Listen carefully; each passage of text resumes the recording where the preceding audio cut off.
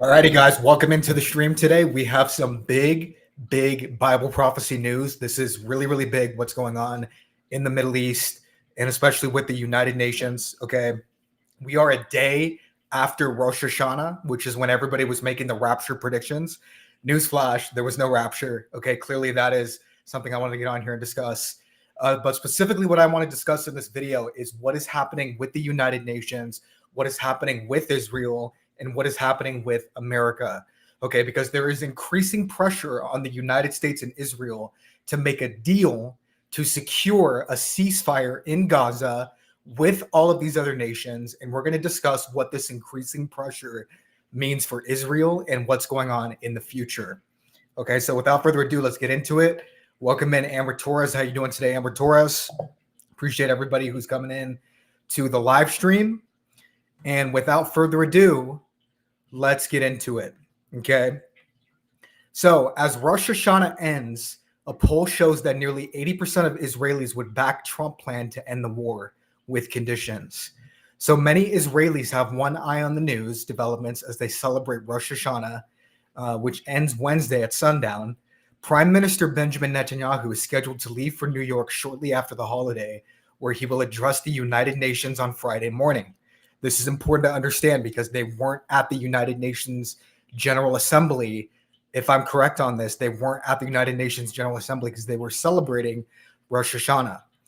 The announcement, here it is, by several European leaders. We're going to go into these European leaders, Canada, Australia, that their countries would recognize a Palestinian state was tempered by President Donald Trump's United Nations address on Tuesday.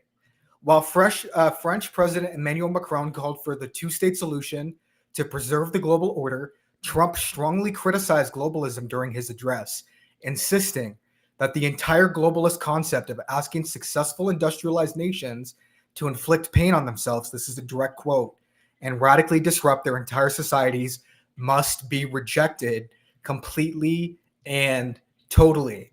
Okay? So what we have to understand is as of yesterday, a large number of countries have recognized the state of Palestine, okay, by notable recognitions from Western nations occurred in the period leading up to and during the annual UN General Assembly. These are the nations that finally recognized Palestine as a nation. France, the United Kingdom, Canada, Australia, Portugal, Belgium, Luxembourg, Malta, Andorra, Monaco, and San Marino. Now, why is this important, guys? Why is this important? The reason this is important is because these are U.S. allies. These are Israel-based allies. Okay, not loosely Israel-based allies, but mainly U.S. allies. We have U.S. allies currently: France, the United Nations, or sorry, not the United Nations, Australia, Canada, who are partnering with everyone else, saying that there needs to be a ceasefire and Palestine should be recognized as a state. This is huge. This is something that has not been, has happened before with the Western nations. It's happening now. And what a coincidence that it happens on Rosh Hashanah, the Jewish festival of trumpets. Okay. Rosh Hashanah is essentially the Jewish New Year. So on their new year, now they have increasing pressure by all of the Western allies to recognize Palestine as a state. Okay. Now, many of you might say, well, that's a good thing, right? Because Palestine should be a state, until you recognize that Palestine is not living in peace with Israel. That's what we have to recognize. Palestine has never accepted a two-state solution. Never. And so now we are late in the game. We are super late in the game where Israel is winning the war. They've won against Iran. They've won against Gaza. We're super late in this game. And now they want everyone to come in and say Palestine deserves to be a state. This to me doesn't make any sense. It doesn't make any sense at all. And what it shows is, essentially, I want to show this here. In Rosh Hashanah, it's considered the day of judgment.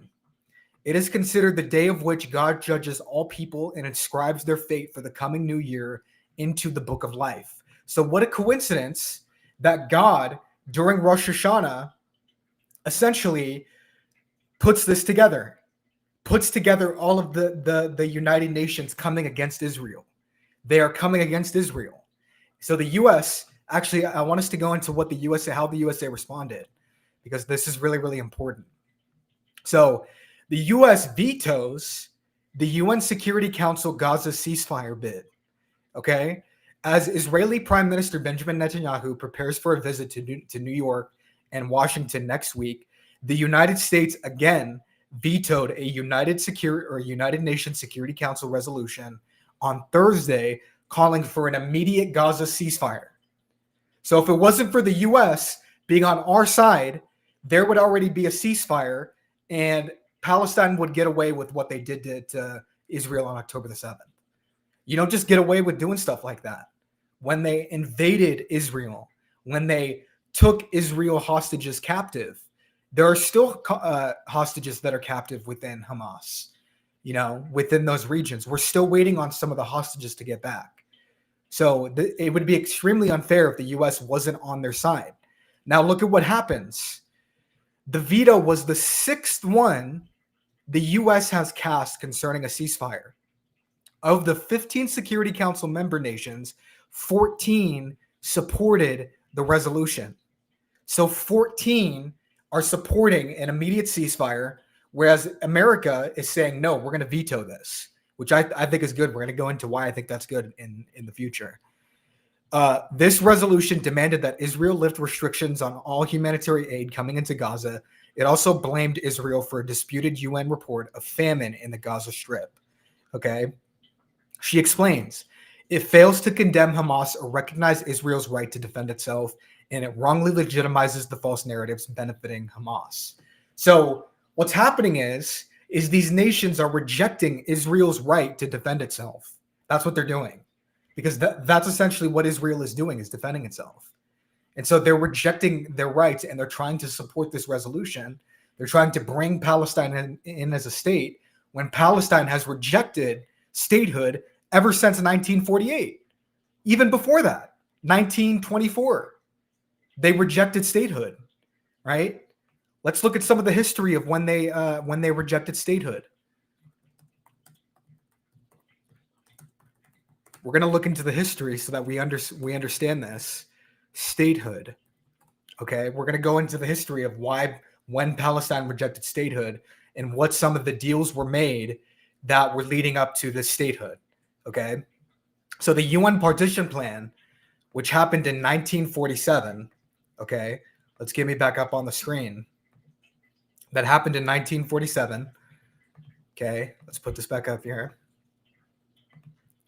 The UN General Assembly, the same General Assembly that's doing this today, passed Resolution 181, which called for the division of mandatory Palestine into an Arab state and a Jewish state, with Jerusalem under international control. The Arab High Committee, representing the Palestinian Arabs and surrounding Arab states, outright rejected the plan and voted against the resolution. That's what happened in 1948, okay, or 1947. The Camp David Summit in July of 2000. This summit, hosted by U.S. President Bill Clinton and involved Israeli Prime Minister Ehud Barak, was intended to reach a final status agreement. Barak made an offer that included a Palestinian state in the Gaza Strip and approximately 90%, 90 to 92% of the West Bank. Think about that. With East Jerusalem as the capital. Though Israel would obviously have sovereignty over the Temple Mount. We understand that. But 90 to 92% of the West Bank. Palestinians rejected the proposal because it left key issues unresolved or unacceptable. So what is Israel supposed to do? There was other negotiations, the Omer and the Abbas negotiations of 2008. The Israeli Prime Minister Ehud Omer presented an offer to Palestinian Authority President Mohammed Abbas that was reportedly the most far-reaching to date. The plan involved a Palestinian state on nearly the entire West Bank. This was 93% of the land swap, okay, which divided Jerusalem's sovereignty, okay, without an unconditional right of return. And they rejected the offer. They rejected the offer. So in summary, while Palestinian and Arab leadership has accepted the principle of a two-state solution since the 1988 Palestinian Declaration of Independence, right? They have never accepted an actual solution. There has never been an actual solution that has been stated from the Palestinians. So the problem is, now that all of our Western allies are pressuring us into acknowledging Palestine as a state, it is essentially reducing Israel's right to defend itself. It is reducing Israel's past to what happened in the past, where they tried to give land to the Palestinians and the Palestinians rejected them and chose violence. So the question is, where do we go from here? That is the question I'm posing in this video. Where do we go from here? Okay. Now, interestingly enough, the Bible has a lot to speak about this. The Bible has a lot to speak about this because the Bible mentions peace as the final thing that happens before the end times. Peace is the final thing that is going to happen to Israel right before the time of the end. Look at what happens in 1 Thessalonians 5. It says in 1 Thessalonians 5, when they say peace and security, then sudden destruction will come upon them like labor pangs on a pregnant woman, and they will not escape. Why has Israel not been in peace with the surrounding nations? Because God has not allowed it to be so. Because the minute they have peace with the surrounding nations, that's when destruction comes. Who is the one that brings about the peace agreement? It is the Antichrist. The Antichrist is the one who's going to bring in a false peace, who's going to bring in a false covenant. So we're not there yet where he's bringing in this false covenant and he's bringing in this false peace, but we're seeing instances where all of our Western allies, Canada, Morocco, not Morocco, sorry, that's a North African, that's a North African nation. Canada, Australia, all of these nations are coming against Israel and saying, you need to recognize Palestine as a state, okay, which Palestine has never been a state. It has never been recognized as a state. They declared independence, but it has never been recognized as a state. So when they say peace and security, then sudden destruction will come upon them like labor pangs on a pregnant woman, and they will not escape. Okay? Micah 4 says this, why are you shouting loudly? Is there no king in you? Has your counselor perished so that anguish grips you like a woman in labor? What is this trying to tell us? What this is telling us is that the counselor or the prime minister, the leader of Israel, will perish. And there will be no leader within Israel during this time when the birth pangs come. When the birth pangs come. There will be no President Netanyahu. There will be no Ehud Barak. Okay, the counselor is going to perish by whatever means. I don't know what means that is. This is within Bible prophecy, and the surrounding nations are going to invade Jerusalem. This is what the Bible says. So we cannot be fooled into thinking that we can have peace with the surrounding nations. Everybody's calling for it. Everybody's calling for this peace, which the Bible says the minute there's peace, there will come sudden destruction, right? So that is essentially what is going on. Now let's go back to the news to describe what's happening here. Okay. Russia's UN ambassador Vasily Nebenza took issue with the US veto, declaring, so long as Washington does not change the lens through which it regards the crisis in Gaza, so long as multilateral diplomacy of the United States is seen as an obstacle, not as critically important instrument, there will be no breakthrough on Middle East settlement achieved. So if America just puts their hands up and says, you know what, Gaza is a terrorist state, we're going to put our hands up and we're not going to allow, or we're just going to allow them to have a state. That's what they're asking for. That's what everybody's asking for, is for us to just put everything under the rug, right? It's ludicrous. The UN, this is what the UN demanded. They demanded to lift all restrictions on humanitarian aid, coming just hours after 2 Israeli soldiers were murdered at the Jordanian-Israeli border by the driver of a truck carrying humanitarian aid bound for Gaza. Think about the hypocrisy of that. There was a guy driving a truck with humanitarian aid that unalived 2 Israeli soldiers. 4 other Israeli soldiers were reportedly killed by a roadside bomb near Rafah in the southern Gaza Strip. That's what they're calling for peace with. That's the reason why we can't allow that to happen, is because it's a terrorist state. It's terror. That's what they do, is they bring terror, right? It's absolutely disgusting and vicious, he declared. The level of untruth is such that it's hard to even think about. You have to defend it. But there are people who will believe the most outrageous lies. I'm very glad the Prime Minister Netanyahu addressed it. This is what Mike Huckabee had to say on this. I don't know too much about Mike Huckabee. But concerning Netanyahu's upcoming trip to the U.S., the Jerusalem Post observed, the visit comes at one of the most perilous times for Israel in its modern history. Comes as one of the most perilous times for Israel in its modern history. So we are in significant times, because if more Western allies pressure the United States into getting Palestine a state, the USA is going to have to oblige. Otherwise, it's going to be totally against the United Nations. So if the USA flips, it's over. And that's what we're seeing is probably going to be the next step. I'm not going to say that that's going to be the case, but it's very possible that the US will eventually flip, whether it's under Trump's presidency or whether it's under whoever's next. Probably not going to happen under Trump's presidency. That's what I'm going to say, because Trump is an Israel supporter, hands down. He's for Israel. Israel's right to defend itself. Thank God for Trump in that sense. But there could be another president that comes along that has a totally different view, flips the script. All of a sudden, Palestine has a state. Is Palestine going to agree to a state? Who knows? Who knows? Okay. But everyone is turning on Israel after Rosh Hashanah. So I want to know in the comments below, do you think this is prophetic?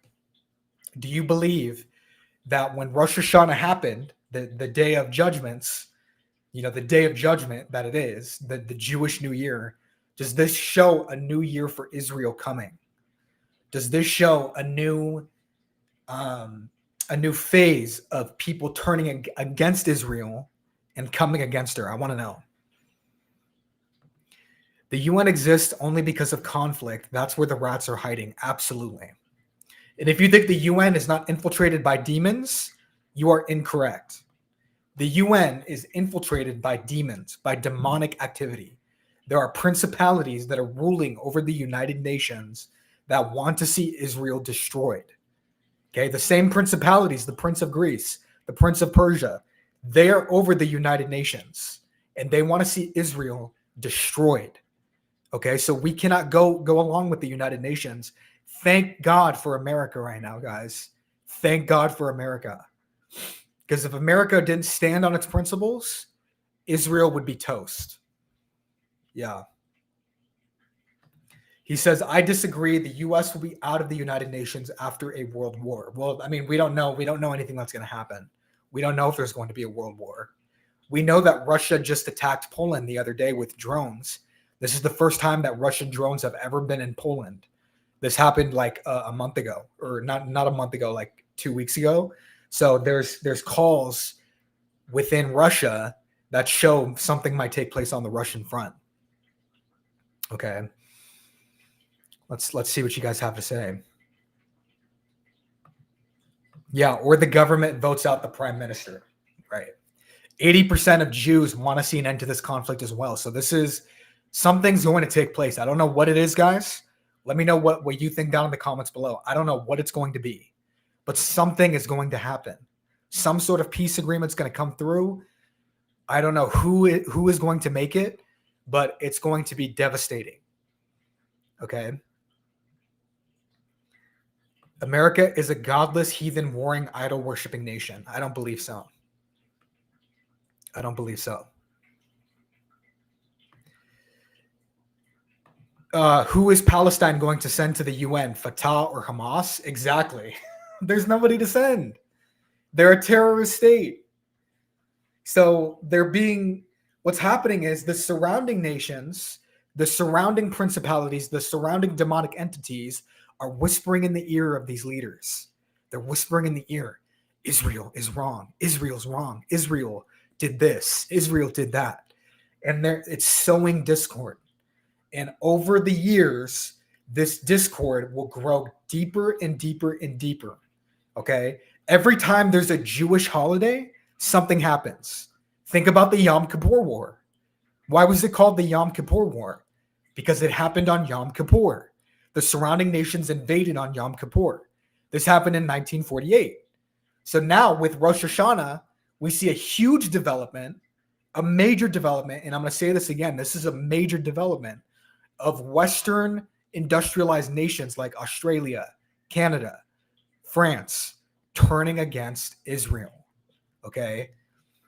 That is what we're seeing here. Now let's see. Yeah, Trump is the best president for the U.S. in this time of war. Can you imagine someone like Biden leading the U.S. in the middle of World War III disaster? It would be an absolute disaster, guys. Absolute disaster. I mean, Joe Biden's presidency was an absolute failure in so many different levels, but Trump is standing on his principles. You still haven't figured out where the USA is in the Bible, huh? That's funny. The USA is not mentioned as much in the Bible as people want it to be. That's just the truth. That's just the cold, hard truth. It's going to play a role, but it's not going to be the main character. The main character are the surrounding nations surrounding Israel who want her destroyed. Those are the main characters. Okay? Kirk's assassination was a symbol of death for the church. I don't know if we can make that claim. I genuinely don't know if we can make that claim. No. So it looks like somebody is saying the lion equals England. The beast, the beast, how the lion equals England and the bear equals Russia. Guys, that's so incorrect. That is an incorrect view of scripture. The reason why is because the Bible tells us which nations those are. When it says there was a lion that went up on its hind legs and its wings were ripped off and it was given the mind of a man, it says it's Nebuchadnezzar's Babylon. That's what it says. So Nebuchadnezzar was given the mind of an animal for 7 years, and then he was restored to his former glory, and he was given back the kingdom. So it was Babylon. So it starts with Babylon, and then it says a kingdom inferior to you will arise, which was Medo-Persia, and then a kingdom that will rule over the whole earth after Medo-Persia, which was Greece. Those are the three foundational kingdoms, the lion, bear, and leopard. And then the fourth beast crushes and devours those and has the mouth of the lion, the mouth of Babylon, the feet of the bear, which is Medo-Persia, and the body of the leopard, which is Greece. So it's the Middle East. That's what it is. It's a Middle East beast. Okay. But that's kind of a whole nother topic. That's a whole nother topic. How long before the two witnesses hit the scene? I don't know, sister. They're coming in at the 3.5 years when the 3.5 years break. So we're still waiting for the peace agreement. We're still waiting for the peace treaty. The peace treaty is going to happen first. Then comes the two witnesses right when the Antichrist breaks the peace treaty for 3.5 years. He's going to break it, and the two witnesses are going to minister during those 3.5 years. And the beast is going to wage war on them, and then he's eventually going to overcome them, and their dead bodies are going to lie in the streets of Jerusalem for 3.5 days. And then comes the resurrection. So again, we're still waiting for the peace agreement. We're waiting for the abomination that causes desolation. That's what we're waiting for. Isn't Greece the nation of Turkey? Absolutely. Greece is Yavan. It is translated. You can look it up in the interlinear. Yavan. Javan, the third son of Noah. Yavan. That's Ionia, which is Turkey. So it's not the Greek islands. It's not Greece as in like Santorini or, any of these other ones. It's Ionia, which is Turkey. And that's where the throne of Satan is. The throne of Satan is described in Revelation chapter 3. It's either 2 or 3 as being in Pergamos. Okay? Pergamum, which is in Turkey, Hierapolis. That's where the Antichrist is coming from the north. So that's what it is. Putin and Xi Jinping have sent them out into the Western governments. Not sure what you're saying there, brother. Let's see here. Great Britain is the continuation of Rome, Babylon. Absolutely not. So Rome is not considered Babylon in the scriptures. Okay. Rome is not considered Babylon in the scriptures. What about the rebuilding of the third temple? I believe the peace that is coming is going to involve the third temple. So imagine one of the agreements that is made. Let's say so let's just put a scenario here. Since all of the Western nations are coming against Israel, all of them are coming against Israel right now. Okay. France, Australia, Canada, all of these nations, they pressure the USA to recognize Palestine as a state. And one of the agreements is that Jerusalem gets to rebuild its third temple, gets to finish the temple. That could be a realistic agreement. And it could happen with the rise of the Antichrist in the region. So the Antichrist could speak for the Palestinians. We don't know. He could come from Syria. He could come from Saudi Arabia. He could come from Iran. Anywhere he could come in as this charismatic leader, this man who understands dark principle. Like look at what it says right here. Look at what it says in Daniel 8. I'm going to get this up for you guys. Look at what it says right here. We go to Daniel chapter 8. Okay, this is in the CSB. It says, from out of one of them, a little horn emerged. It grew extensively towards the south and the east and toward the beautiful land. This is where Israel is. It grew as high as the heavenly army, made some of the army and some of the stars fall to the earth and trampled them. It acted arrogantly, even against the prince of the host of the heavenly army. It revoked his regular sacrifice and overthrew the place of his sanctuary. So we know that the Antichrist will come in and overthrow the sanctuary. Will overthrow it. He will come on the wing of abominations. That's what that's described. On the wing of abominations comes one who makes desolate. That's the wing of the temple. On the wing of the temple comes one who makes desolate. That's what it's saying. And he's going to come in and he's going to grow up high. Now look at what it says in the interpretation. He says, I will tell you what will happen at the conclusion of the time of wrath, because it refers to the appointed time of the end. Near the end of their kingdoms, When the rebels have reached the full measure of their sin, a ruthless king, skilled in intrigue, will come to the throne. Now, this term skilled in intrigue likely means understanding riddles or understanding dark sentences. That's what it means. A king skilled in riddles and intrigue and dark sentences, he's going to come to the throne. His power will be great, but it will not be of his own. He will cause outrageous destruction and succeed in whatever he does. He will destroy the powerful along with the holy people and will cause deceit to prosper through the cunning of his own influence. And in his own mind, he will exalt himself. He will destroy many when? In a time of peace. And he will stand against the Prince of Princes, yet he will be broken not by human hands. So this man is coming in to bring in the peace. So I believe he is going to be the one that rebuilds the third temple. He's going to be the great unifier of this conflict, however that's going to come about. It's not going to be the U.S., okay? It's going to be from the Middle East. At the end of their kingdoms, that's when this king rises up, and this could happen at any moment.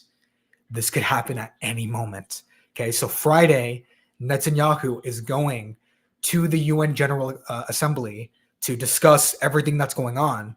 I'm going to give you guys an update on what's happening this Friday with Netanyahu and what his response to all of this is, because he's going to have a response, and we're going to see how this moves forward, how this whole situation moves forward with the rise of the Antichrist, with the rise of this false peace.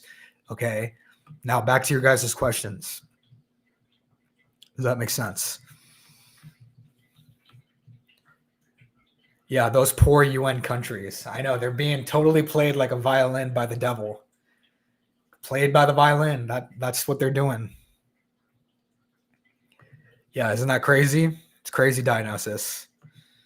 It's absolutely crazy. Now watch Jelani. Now Jelani is an interesting figure because this guy is in the Middle East right now. He's coming up as a Syrian kind of dictator. I think that's kind of what he's coming out to be. So we need to look at him. He's one of the prime candidates for the Antichrist. His name is Al-Jelani. I'm not saying he is. Definitely not saying he is for sure, but I'm saying he could be a prime candidate.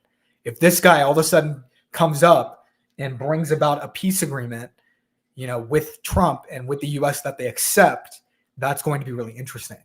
But what I assume, and you guys, what's even crazier is the UN General Assembly. The resolution was formulated with France and Saudi Arabia. Saudi Arabia, I believe, is going to be key to all of this because we're waiting to make peace between Israel and Saudi Arabia. They're waiting for the right moment. And that peace agreement that they make could be very, very significant. Could be extremely significant. Brother, what was that script you just read, please? I read from the Bible. I read Daniel 8. So if you want to go to the Bible, check out Daniel 8. That's what I just read. Jesus called Pergamum the seat of the Antichrist. Germany took the altar of Zeus from the city before launching 2 world wars. Doesn't matter where the altar is. It doesn't matter where Zeus was. What matters is Pergamus is where the throne of Satan is. So when God divided the nations with the principalities, he gave the nations over to these principalities. That's why there's a prince of Persia and a prince of Greece. Okay. Then there is the throne of Satan, which is in modern day Turkey, in Pergamus. So it doesn't matter where they migrated to. It doesn't matter where the altar of Zeus went.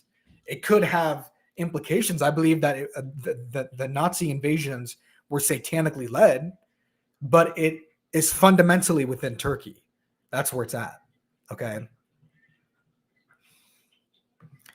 What are Christians ordered to do during this time of peace? Let me show you. This is what Christians are ordered to do. Okay. During this peace, we go to 1 Thessalonians chapter 5. About the times and the seasons, brothers, right here. You do not need anything to be written to you, for you yourselves know very well that the day of the Lord will come just like a thief in the night. When they say peace and security, then sudden destruction will come upon them, like labor pangs on a pregnant woman, and they will not escape. But you, brothers and sisters, are not in the dark for this day to surprise you like a thief. For you are children of light and children of the day. We do not belong to the night or the darkness. Here is our orders. So then, let us not sleep like the rest, but let us stay awake and be self-controlled. For those who sleep, sleep at night, and those who get drunk at night. But since we belong to the day, let us be self-controlled and put on the armor of faith and love and the helmet of hope of salvation. For God did not appoint us to wrath, but to appoint salvation through our Lord Jesus Christ. Those are our orders, to be self-controlled, to be sober-minded, to be awake during all of this. This is why I'm giving you guys this teaching right now, so that we can be awake during this time, right? Those are our marching orders moving forward. Thank you to the 91 people who are in the live. What's going on, everybody? Let's see here. If you split Israel, God will split you. Watch for earthquakes, division, and judgment on nations that turn against his covenant. Yeah, let's see if in the next coming months, Australia has a massive earthquake or some sort of massive drought. Same with Canada. Yep, a lot of you are confused. It's simply a Middle East person who will rise and trick Israel. That's simple. Absolutely. It's going to be a Middle Eastern figure. That's what it's going to be. Okay.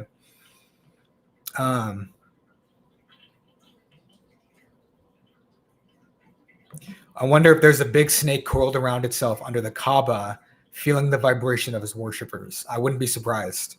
I genuinely wouldn't be surprised. You talked about how no one knows the day or the hour. So what does Daniel in Revelation 3:3 teach? In Daniel, the scrolls which are sealed are opened as knowledge shall increase in the end. Absolutely. So nobody knows the exact day or hour of Jesus' return. This is the mistake everybody made just yesterday with the rapture. Everybody was saying the rapture is going to happen on September the 23rd, this specific day. Nobody knows the specific day or hour. Okay. Now, what's interesting is since nobody knows the day or the hour, Daniel does give us specific timelines. So Daniel gives us the 1,290 days, 1,335 days. Those are days that are supposed to be set for the tribulation, so that when we're going through the tribulation, we can know there's going to be 1,290 days from the day the abomination of desolation is set in Israel to the end. Okay. Now we don't know the exact day at the end of that when Christ returns, but we do know the end is going to be right there, right on the dot. Okay. That's how Daniel operates. So that's how Daniel operates. Let's see here. Explain how you think Russia will shift their focus from Ukraine to Israel due to Gog and Magog prophecy. This is where people get misled, guys. This is where people get misled. Russia has nothing to do with the Gog and Magog prophecies. They have nothing to do with it. Gog, who's this chief prince of the land of Magog, is from Tubal, Meshach, Tubal, Meshach, Beth Togarmah, and Gomer. He's the ruler of these regions. If you go to any Bible atlas, and you look at Meshach, Tubal, Beth Togarmah, Gomer, all of these regions, you're going to get Turkey. Now, the reason this is important to understand is because if you try to fit Russia into the prophecy, it doesn't make any sense, because Gog is leading Persia, Cush, and Put, which are Middle Eastern, North African Islamic nations, against Israel. Okay. Why does it make sense that Russia's doing that? It doesn't make sense. It does make sense, however, if Turkey does it, because Turkey was the former seat of the Ottoman Empire. The Ottoman Empire, who ruled the Middle Eastern Islamic nations against Jerusalem. So they're coming back. So if it's in Turkey, then you have Turkey, Iran, you have North Africa, you have Libya, you have these North African nations coming against Israel, trying to wipe her off the map. Look at what happens in Psalm 83. This is exactly what happens in Psalm 83. Okay. Make sure to hit that like button, guys, if you like the live. Check this out. This is Psalm 83. God, do not keep silent. Do not be deaf, God. Do not be quiet. See how your enemies make an uproar. Those who hate you have acted arrogantly. They devise clever schemes against your people and conspire against your treasured ones. They say, come, let us wipe them out as a nation, for that Israel's name will no longer be remembered. For they have conspired with one mind. With a single mind, they form an alliance against you. The tents of Edom, that's Jordan. The Ishmaelites, those are the Arabians. Moab and the Hagrites, that's North Jordan and southern Iran. Gebel, Ammon, and Amalek. Philistia. Philistia is the Philistines or the Gazans with the inhabitants of Tyre. Tyre was the seat of the Lebanese Phoenicians. Tyre in Lebanon. Even Assyria has joined them. That's North Iran. That's Iraq, Syria. Even Assyria has joined them. They lend support to the sons of Lot. These are the ones who conspire against Israel with one mind to come against Israel and to wipe her off the map. It's the same thing as Gog and Magog. When you go to Ezekiel 38, I mean, am I preaching tonight or what, guys? I mean, let's be real. Ezekiel 38. Son of man, set your face towards Gog, the chief prince of Meshach and Tubal. Yavon, Tubal, and Meshach were the merchants in Ezekiel 27, verse 13, in Turkey. Right? I am against you, O Gog. I will turn you around, put hooks in your jaws, and bring you out with all of your army, including horses and riders. Persia, Cush, and Put are with them. Gomer with all of its troops, that's Turkey. Beth Togarmah from the remotest parts of the north, along with its troops, the north of Israel, which would be Turkey. That's the Cappadocian mountain range. Okay. They will be brought out. All of them now living securely. There's the peace. So this connects us to the peace that we've been going through. All of them which have now been a long ruin, you have brought them out from the peoples, and all of them now live securely. You and all of your troops and many peoples will advance, coming like a thunderstorm. You will be like a cloud covering the land. Now here it is. You ready? On that day, you will devise an evil plan.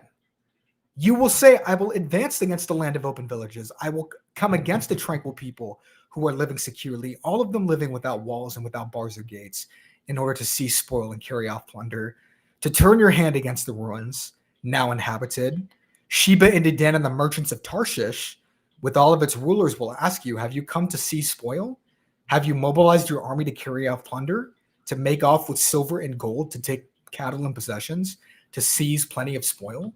Guys, this is a prophecy about Turkey, a prophecy about the surrounding regions against Israel. That's what this is about. So no, unfortunately, I don't see Russia in this at all. I don't see Russia playing a role in this at all. That's just what I think. Clank the Tank, thanks for the $5 super chat. If Iran collapses, Turkey is the logical nation for NATO peacekeepers to go into Iran. Interesting. I've never thought of it like that. I've definitely never thought of it like that. Ellen says, Jericho, please don't delete this video. I'm going to come back and rewatch it tomorrow or Friday so I can take some notes. Thank you for all of your hard work. Absolutely, Ellen. I will not delete it. This will be free for everyone. Okay. Let's see here. Any more questions, guys? Erdogan that just loves Jelani. Apparently they're a big, him and Jelani are big together. Erdogan and Jelani are big together, right? Yep. The Informal says Gog and Magog aren't Russia. Ezekiel points to Turkey, Anatolia, and Revelation shows it's global either way. Every nation that rises against Israel will face God's judgment. This is incorrect. It's not global. It's not global. It's not going to be every nation will come against Israel. It's going to be the surrounding nations. So look at what happens in Joel. So Joel gives us the exact template for what's going to take place. Do I have you guys on the screen? Check out Joel. This is really important for us to understand, guys, especially with what just happened with the United Nations. Joel 3. So he says, in those days, And at that time, when I restore the fortunes of Judah and Jerusalem, when did that happen? That happened in 1948. He says, I will gather all the nations and take them to the valley of Jehoshaphat. So logically, well, okay, that means he's going to gather all the nations, right? He's going to gather the United Nations. He's going to gather France. He's going to gather Tanzania. He's going to gather Eritrea. He's going to gather Brazil. Is that what that means? No. When we go down into the verse, let the nations be roused and come to the valley of Jehoshaphat. This is the valley of Armageddon. Armageddon, that's where that is. For there I will sit to judge all the surrounding nations. The surrounding nations. So it's the surrounding nations that are coming against Israel, right? When we look on a map of surrounding Islamic nations of Israel. Look at this map. This is the map that we should be looking at. You have completely surrounded Israel. This map right here. Completely surrounded Israel on all sides with an Islamic coalition of nations. That's what's coming against Israel. Imagine if all of these nations united. They were united. Here's one again. Imagine if all of these nations united against Israel on a front. That's what they want to do. And that's what the Bible says. It says in Psalm 83 that we just read that all of these, the Edomites, the Hagrites, the Ishmaelites, will come against Israel with one mind. This is what it means when it says in Revelation chapter, Revelation chapter 13, or Revelation 17, when it says this, the 10 horns on the beast that you saw right here, they will receive authority as kings for the beast with 1 hour. These have one purpose, and they give their power and authority to the beast. There's the one mind. They will make war against the Lamb, but the Lamb will conquer them because he is Lord of lords and King of kings. Those who are called and chosen are faithful. That's what is going to take place. Okay? So hopefully that makes sense.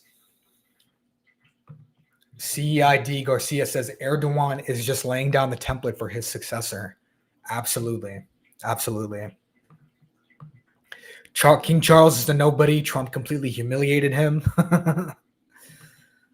That's funny.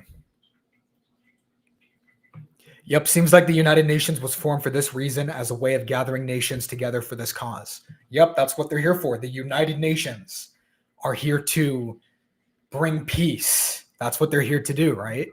That's what the Bible says is going to happen. So the United Nations is very much going to play a role in the end times. Very much going to play a huge role. Joel 3. That was Joel 3, Umzi. So are we living in the end times? Absolutely. Okay? If I was to plot a timeline from when Israel was regathered to today, what happened yesterday was highly historic. Highly historic. Let me reiterate. What happened yesterday was highly historic. The reason, and prophetic. The reason it's historic is because Western nations who were formerly with Israel are turning against Israel. Australia, Canada, Luxembourg, all of these nations are turning against Israel right now as we speak. So it is historic. We are living in the end times. So what we're looking for in the future, in the next coming days, is what is the response? That is going to be the response that we're looking for. What is the response of Israel going to be due to these nations trying to establish Palestine as a state? That's what they're trying to do. So if they're trying to establish Palestine as a state, how is Israel going to respond? Is Israel's response going to enrage these nations and put more pressure? Probably. That's probably what's going to happen. Is it going to reduce the vitriol they have towards Israel? Probably not, right? So, James B., what happened at the UN? This is what I was, so just go back and watch the video. Just go back and watch the video. I've explained all of it. Why don't I think Erdogan is the Antichrist? Because I don't believe he's the Antichrist. I believe the Antichrist is coming from a revived Assyrian Empire, not the Ottoman Caliphate. So not from Turkey. He's going to come from, and the Assyrian Empire encompassed parts of southern Turkey. So portions of Turkey could be in within that, but the Assyrian Empire, which was primarily Iraq, Iran, Syria, that's where I believe he's coming from, right? And that's essentially what Daniel 8 says. Okay. So let's see here. Any more questions, guys? Yep. Now is the time to do the right thing with God. Now is the time to get right, especially for me too, guys. Now is the time. Oh, here we go. A Jared Kushner guy. What is it with Jared Kushner? People think he's the Antichrist. He invested billions in the Middle East recently, heard rumors that he's dealing with someone to help build the third temple. He is the one who's 666 Avenue for 45 mil. Guys, we can't go over somebody's address, and if they live on 666, that's the name of the beast. It's just bad theology. I think that's bad theology, right? Israel will likely regress into religious fever while the rest of the West gives up on them. That's when they build the temple. Absolutely. That's what I believe is going to take place. They're going to get more religious, more orthodox, and they're going to demand that they build their temple. Okay? Every day that passes by, they want the temple built. There's just no precedent for it yet. The government needs to have precedent for it. So the precedent is either going to be a partition plan with the Palestinians, or it's going to be some sort of peace agreement with Saudi Arabia. Okay. Saudi Arabia is probably going to have a peace agreement with them soon. I don't know when. When they do, I will update you guys, but that is going to be the case. Okay. So any more questions? Any more questions? Okay.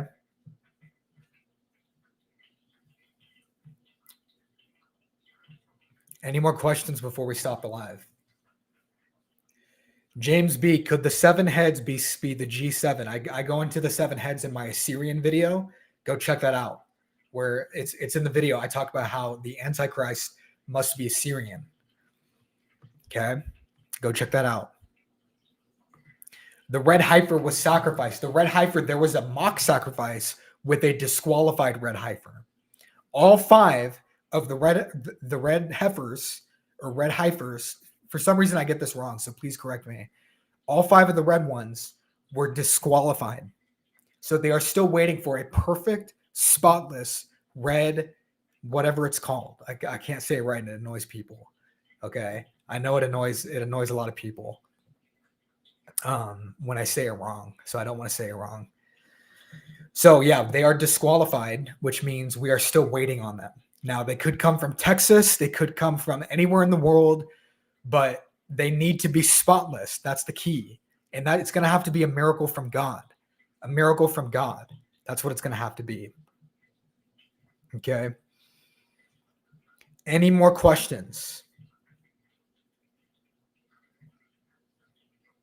And that's going to be it for heifer. Okay.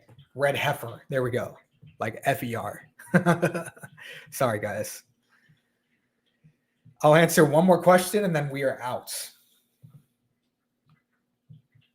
We got 98 people in the live. What's going on, guys? I kind of want to bust out my whiteboard. Should I bust out the whiteboard? Let me know if you guys want an encore and I'll bust out the whiteboard.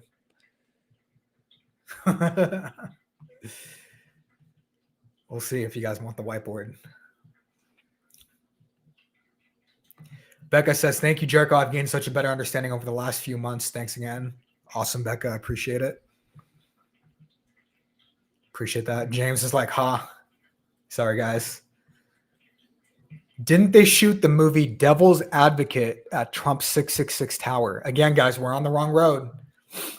We're on the wrong road. 666 is connected to King Solomon's gold that comes from Arabia. I made a video on it. Check out my shorts. Pull out the whiteboard. Oh, man. Should I do it? Oh, man. What topic should I do on the whiteboard, guys?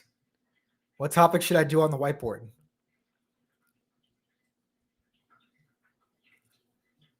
Let me know if you pull out a topic I can do on the whiteboard. I'll pull out the whiteboard, but it's going to be a little messy to start. So when am I going to be live again? I'm probably going to be going live every other day, guys. So let me know what type of topics you guys want me to discuss about. Let me know what topics you want me to discuss. Teresa says hello. What's up, Teresa? She's been a long-time supporter of this channel. I appreciate it. I appreciate that. Whiteboard. Okay, I guess we're doing it, guys. I guess we're doing the whiteboard. All right. This is just for fun. Honestly, this is just for fun. We're gonna bust it out. Yeah, we're gonna do it, guys. Now, usually what I do with my whiteboard, you can check this out. I have to move this over here so I can set my computer where you guys can see the whiteboard. So give me just 1 second. I'm gonna put it down to a countdown again, and then we'll be right back.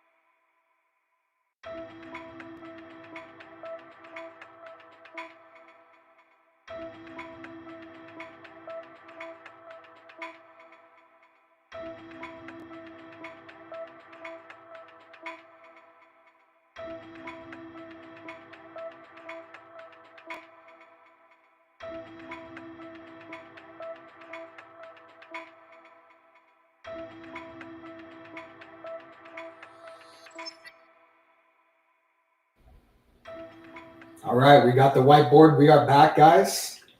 Let me get the microphone over here so you guys can hear me. And yeah, we got the whiteboard. We got 86 people in the live today. That's a big number. We got 86 people in the live.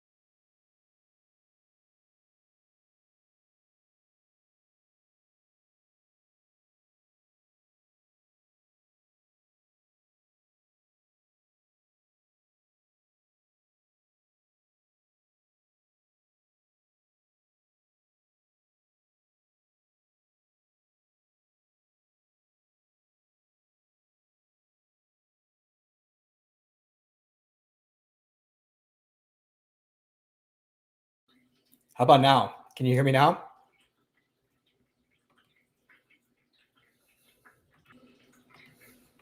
Can you hear me now? Hello, hello, hello.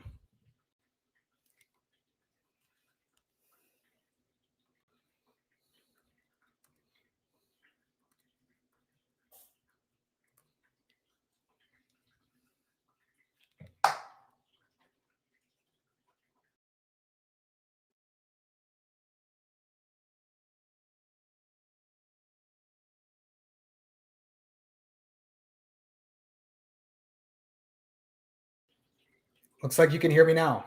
Perfect. Yeah, I'm not going bald. I just shaved my head. So my head is definitely not bald, but I shaved it a while back. So what topics do we want to go over? I want to know what topics are we going over?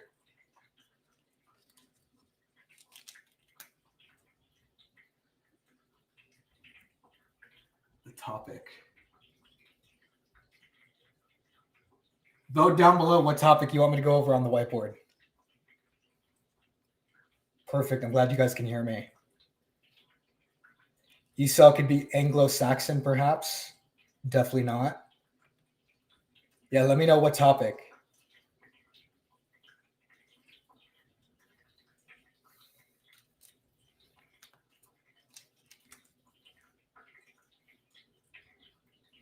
Takes a while for you guys to update. But let me know, in this video, did I explain correctly what is happening with Bible prophecy? Did I explain correctly what those are? Let's go over the two witnesses. That would be interesting. We can go over the little horn as well.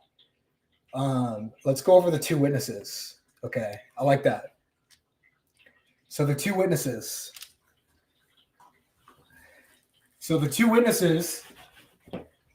This is really interesting. A lot of people say that the two witnesses are representing two separate entities. So the two witnesses.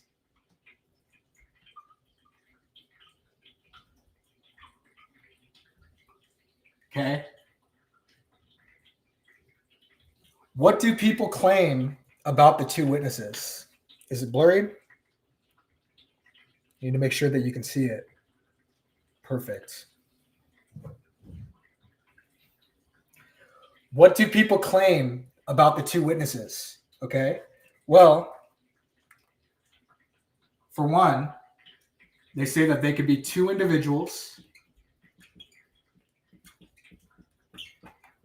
And we'll go over who those individuals are. They also say they represent two, not forces, but they represent, and I don't know why it keeps blurring me out. Sorry, guys. Yeah, it keeps blurring me out whenever I move. Yeah, the two witnesses represent two, like Jews and Gentiles. So they represent two concepts. Jews and Gentiles.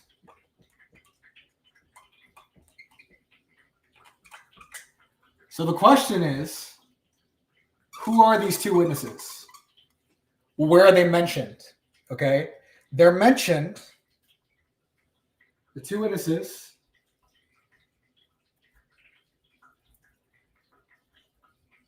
are mentioned in Revelation and Zechariah. So a lot of times when people say that the two witnesses represent two Jews and Gentiles, what they do is they go to Zechariah and they say, look, if we read Zechariah, clearly they're talking about two concepts. So let's read Zechariah. Zechariah 2 olive trees. So when we go to Zechariah, this is going to be specifically Zechariah 4, verse 11. So Zechariah 4, verse 11. Let's use a different color. In Zechariah 4, verse 11,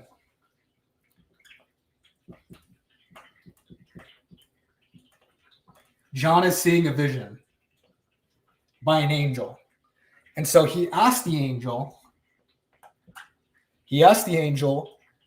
what are the two olive trees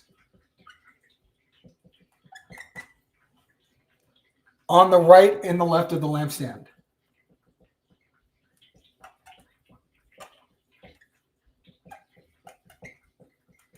Of the lampstand. Well, that should give us give us a question. What is the lampstand? Because there's two olive trees standing to the right and to the left of a lampstand. Okay. When we go back to Zechariah, okay, he says right here in Zechariah chapter 4, these are the two who are anointed to serve the Lord of all the earth. These are the two who are to serve the Lord of all the earth. That's what these two witnesses represent. He sees essentially what he sees in the vision is two. Let me go back to verse 11. Zechariah 4, verse 11. He sees two olive trees. So let me see if I can make.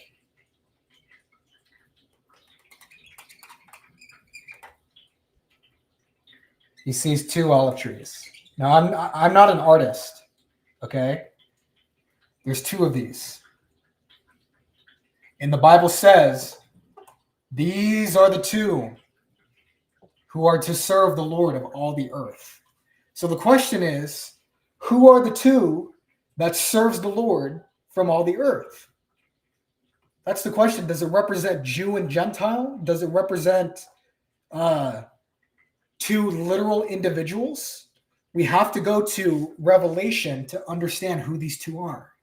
So when you go to Revelation, specifically, Revelation chapter 11, this is what we're going to find. It talks about the two witnesses. I was given a reed like a measuring rod and was told, go and measure the temple of God and the altar. So he measures the temple of God and the altar, okay? And he says, I will appoint my two witnesses, and they will prophesy for 1,260 days. I will appoint. So we move from Zechariah all the way up here. I will appoint my two witnesses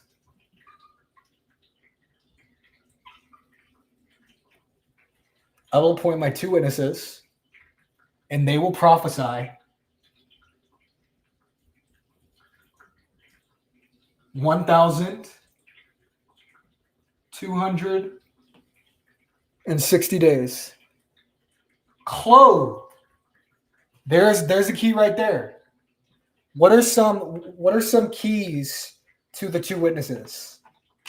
Well, one of them, clothed in sackcloth. What is sackcloth? It's something that would be used in mourning, Jewish ritual mourning after the dead, or for anyone who was mourning, it would be sackcloth. You'd see those black hooded sackcloth clothings. Clothed in sackcloth. Okay. What else about them?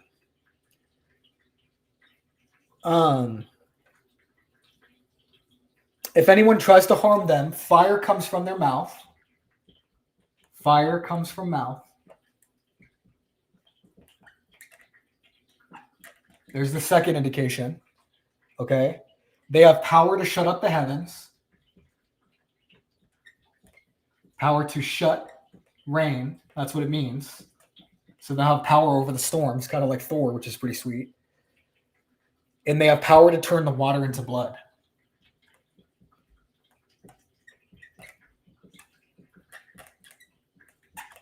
Water into blood.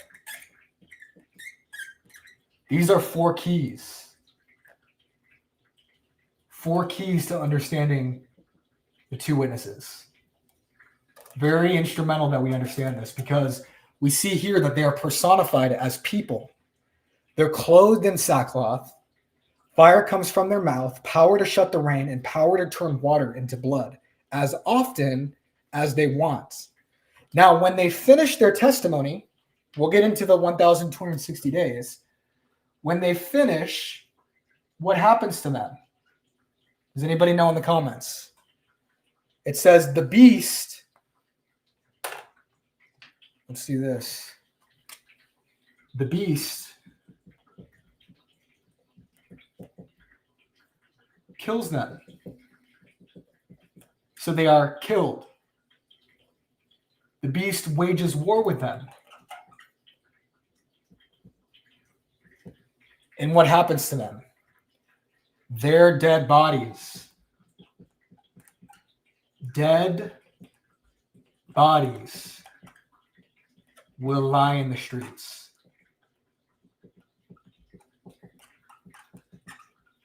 Notice that term, dead bodies. So we were correct to personify these two witnesses as two individuals, okay? Because their dead bodies lie on the streets, okay? And they prophesy for 1,260 days. That's the key here, okay? Let me see what you guys are saying. Is it Mr. Beast? Is it Mr. Beast? Are the two witnesses Mr. Beast? We'll get into it. Their testimony is of Jesus Christ. Okay? They rise on the third day. Water into blood, bring the truth to life. If you understand dream interpretation, you would understand revelations differently. Yeah, we understand, but their dead bodies will lie in the streets of Jerusalem. And people are celebrating. So people are literally celebrating and walking past those dead bodies.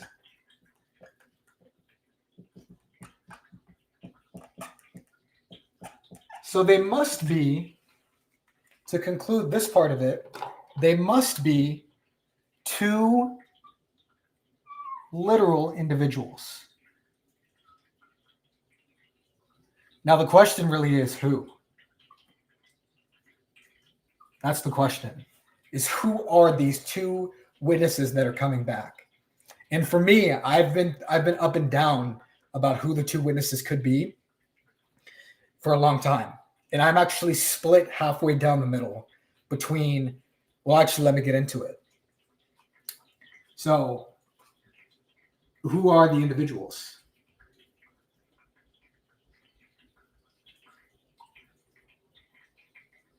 Well, what are some of the characteristics? Fire comes from their mouth. They have power to shut the rain, and they have power to turn water into blood. Who in the Bible had power to shut the rain in the Bible? Who was the one that did that? It was Elijah, right? So we can put right here as one of the candidates, if we allow the Bible to interpret the Bible, Elijah is one of the candidates. Let me actually put this bigger for you guys. One, Elijah. And that's actually my real name, is Elijah. I'm not saying I'm the prophet, but that's my real name. My name isn't Jericho. That's just the name that I use. But Elijah was the one that had power to shut the rain. Who was the one that had power to turn water into blood? It was Moses, right? Moses was the one that had that power. So you have Moses as an individual.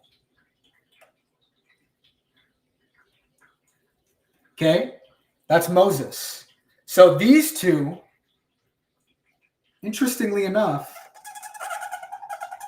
are prime candidates for the two witnesses. Why? Well, because we see that they stand before the Lord at the transfiguration. So if we go to the transfiguration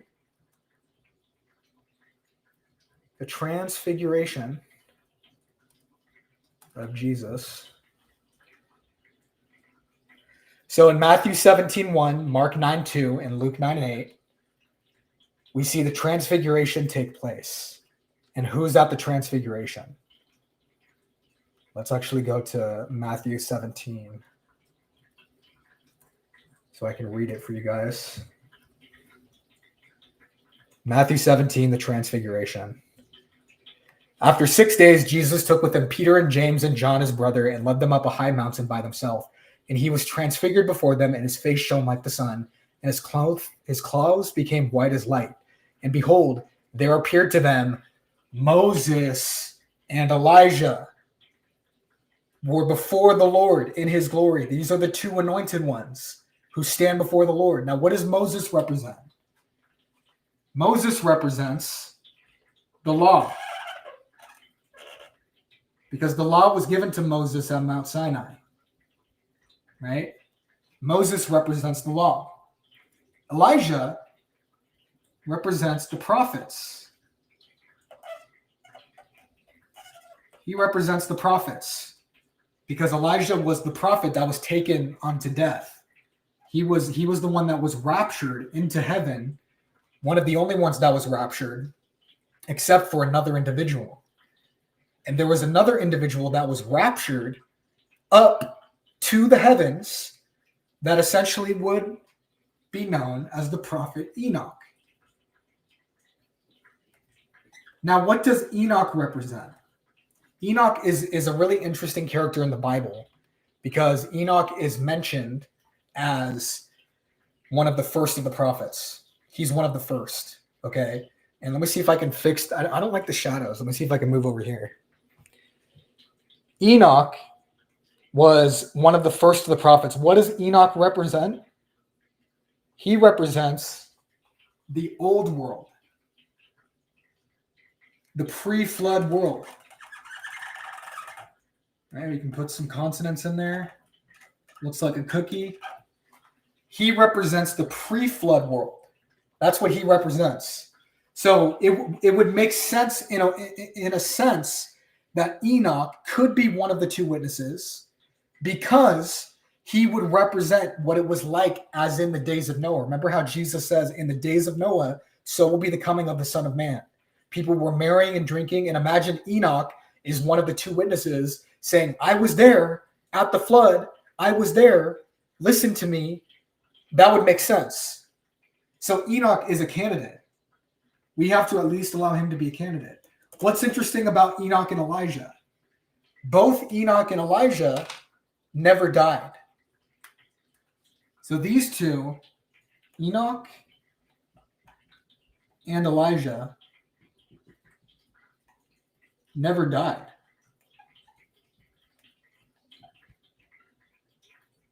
Right? They were both raptured up into heaven. And according to the Bible, it is appointed once for a man to die.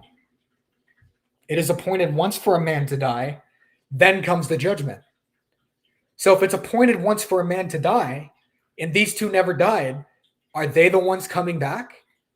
Does Enoch represent the old world, and Elijah represents the new world, the new prophets, the old prophet and the new prophet, separated by the flood, coming back? That's where I'm split. So I actually don't have a solid answer on this. These are the three candidates. Elijah most certainly is one of them. Elijah most certainly is one that's coming back. But it's between Moses and Enoch. So Moses and Elijah were at the transfiguration. And Moses has the power to shut rain or to turn water into blood. Elijah has the power to shut rain. Okay? So I don't know. Let me know what you guys think. Right? Hopefully that makes sense. That's the two witnesses on the whiteboard. If you go by that, it's Moses and Elijah who had the powers. Yeah, you could say that it's Moses and Elijah because they had these powers. If we go by this criterion, right? So that is a solid understanding. However, Enoch never died. So since Enoch never died, there's a real kind of interesting parallel there, right? Let's see here what you guys have to say. There's a lot of comments here, guys. Sorry, I'm trying to get to them all. Teresa says, good job. Yeah, I want to make the trees a little bit better. You know, put some branches in there. Put some, I don't know. that doesn't look better at all. I'm not an artist. Put some trees in there. Yeah, two beings that die and are seen dead on the streets for 3 days. It's literal and very easy. The babies can understand. Absolutely. But a lot of people will say, oh, it's actually these two trees These olive trees are representing the Jews and the Gentiles. They represent the Jews and the Gentiles. And so that's kind of what people will say, but they don't understand all of the key qualities that are human-like qualities. Their dead bodies will lie on the streets. Yeah. How do the witnesses get unalived by the beast? It says right here in Revelation chapter 11. Revelation 11. It says, when they finish their testimony, that's when they're finished, the beast that comes out of the abyss will make war on them, conquer them, and unalive them. Their dead bodies will lie on the main street of the great city, which figuratively is called Sodom and Egypt, where also their Lord was crucified. This is Jerusalem. And some of the peoples, tribes, languages, and nations will view their bodies for 3.5 days and will not permit their bodies to be put into a tomb. Those who live on the earth will gloat over them and celebrate and send gifts to one another, because these two prophets had been a torment to those who live on the earth. But after 3.5 days, the breath of life from God entered them, and they stood on their feet. Here's another one. Stood on their feet. Why does the Bible go to such great lengths to give human aspects to these people? Because they're two literal people. When their enemies watched them, at that moment, a violent earthquake took place. 1/10 of the city fell, and 7,000 people were killed in the earthquake. The survivors were terrified and gave glory to the God of heaven. So we don't know exactly how they're going to be unalived, but we know that they are going to be unalived, if that makes sense. Okay? If that makes sense. Seems to be a court case happening. 2 witnesses making testimonies who speak of what's to come for 3.5 years, speaking the truth and wisdom of God, the pure oil. Yeah, the 2 witnesses seem like Moses and Elijah, the law and the prophets, same miracle, same mission. I think so too. I think it's probably going to be Elijah and Moses. However, I can't rule out Enoch. And the only reason I can't rule out Enoch is because he never died. And he's an old world prophet. Imagine how awesome that would be to have Enoch on the scene being like, look, this is what it was like before the flood. This is what it was like. So ultimately, it is most likely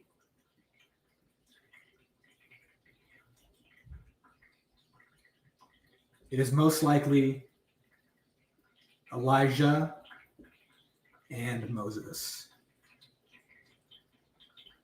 Those are the 2 witnesses. Does that make sense? Those are the 2 witnesses. So there you go. Make sure you get a screenshot of that.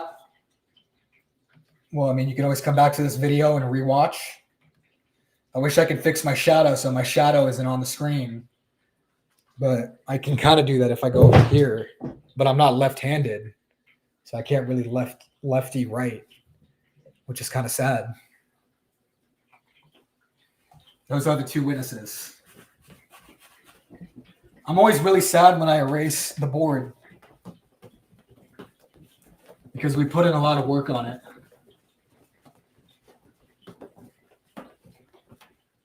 All right. Now I'm kind of down to keep going. So if you guys want another topic, you want an encore, let me know. Let me know if you want another topic.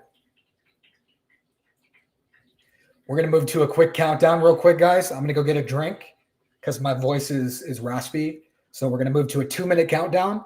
Put your topics down below of what you want me to go over on the whiteboard, and we will continue.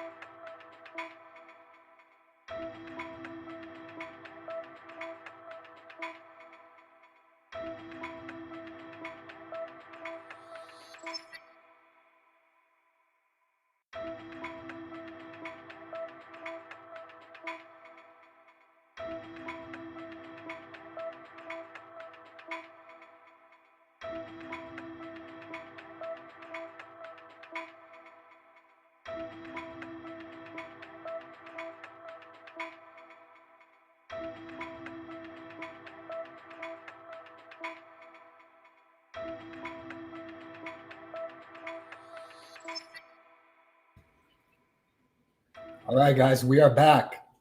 Sorry for that brief delay. I just had to go get something to drink. Got myself something nice here. We have 100 people in the live today. This is awesome, guys. I'm glad I'm able to answer your guys' questions and really get down to brass tacks about what is to take place. Okay. So you guys want me to do one on the little horn.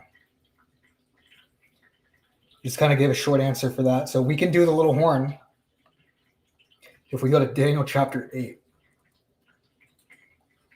So Daniel 8 is going to describe for us the little horn. So whenever we go to Daniel, we see that it's a sequence of kingdoms. That's the key here, is that we have to understand is it's a sequence of kingdoms that is coming about in the last days that results in the little horn being broken. So we'll start here. Daniel 8. The little horn.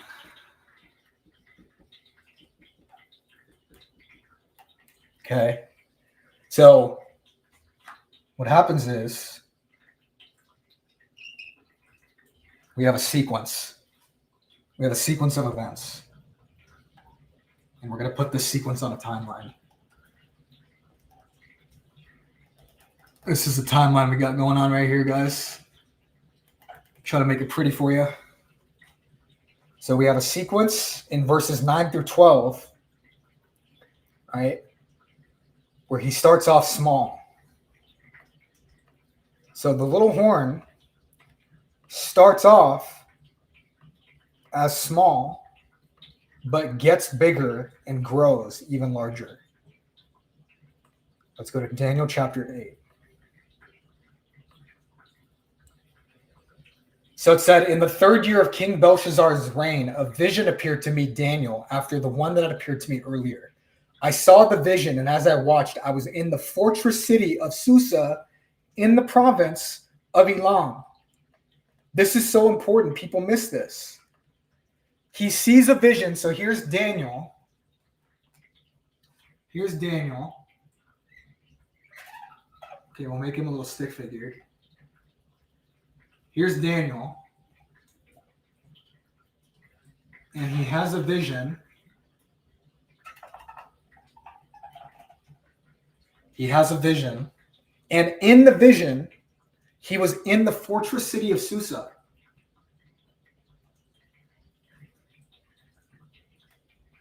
Of Susa. That's where he's at. In the province of Elam. Now, Elam is found all throughout the scriptures. In Elam. Elam is found all throughout the scriptures. Right?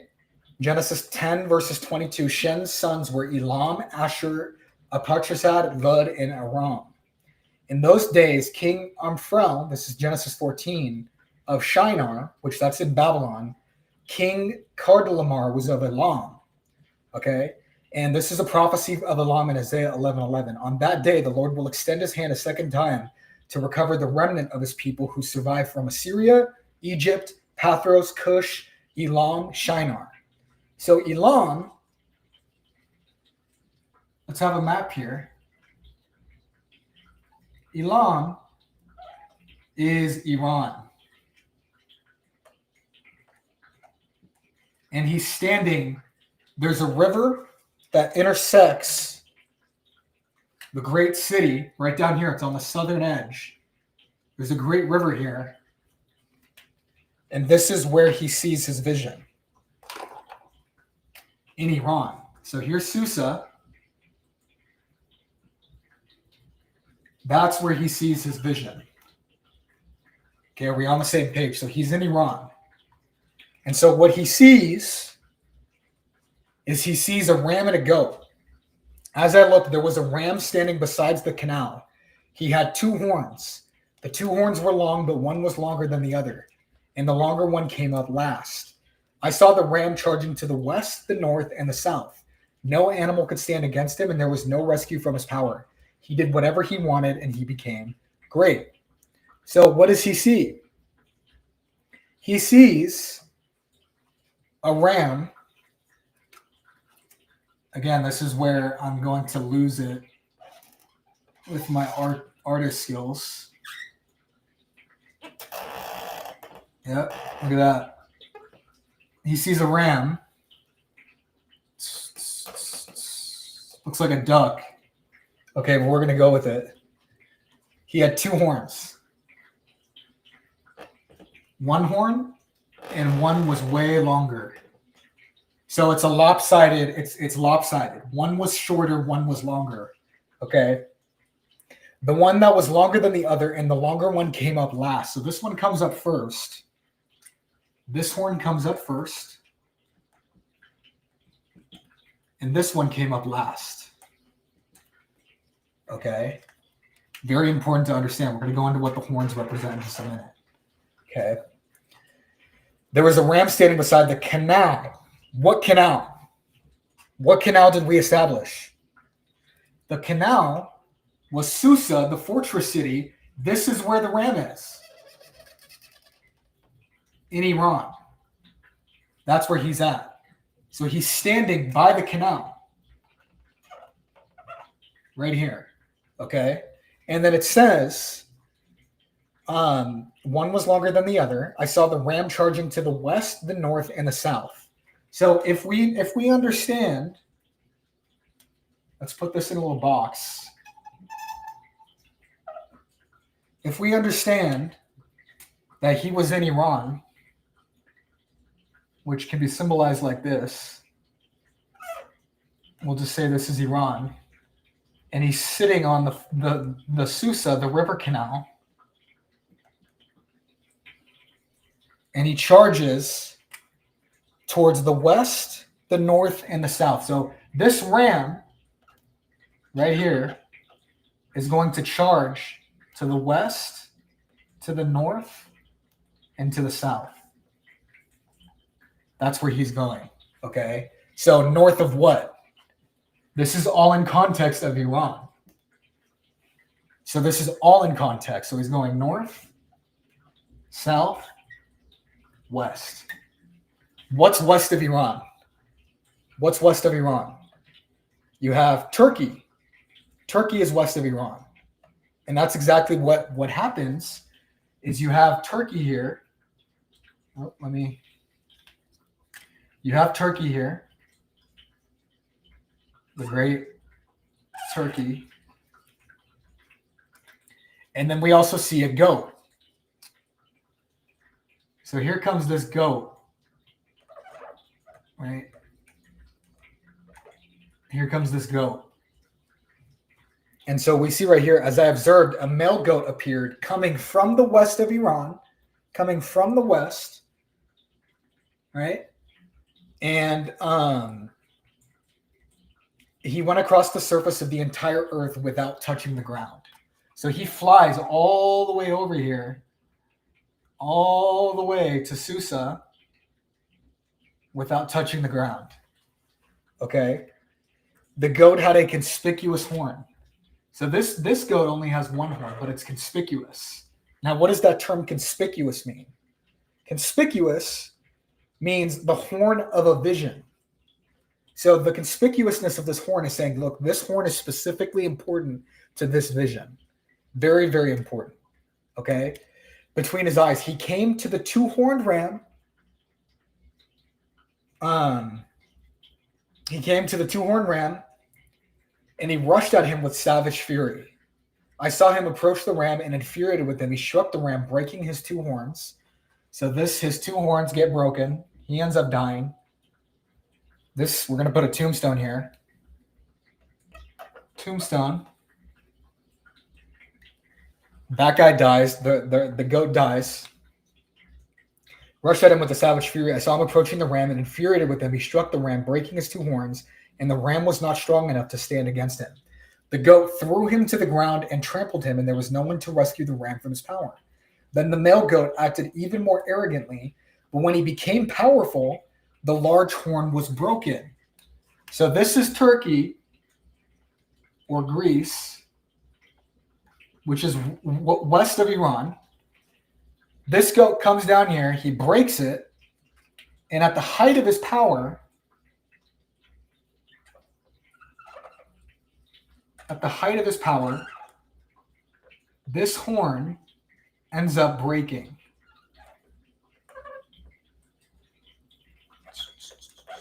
Okay, it's a broken horn. For lack of better terms, okay? The horn is broken. And then what happens?